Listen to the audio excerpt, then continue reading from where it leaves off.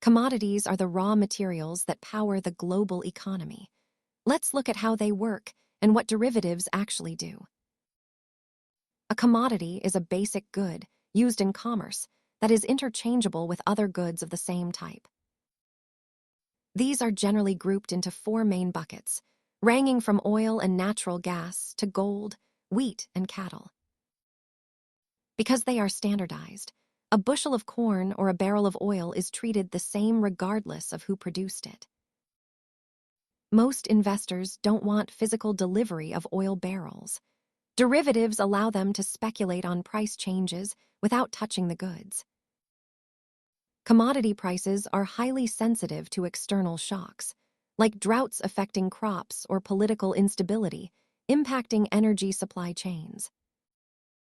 Producers use these contracts to lock in prices, while speculators use them to seek profit. Both roles are vital to market liquidity. Commodities are complex but essential. Remember, this is educational content, not financial advice. Thanks for watching.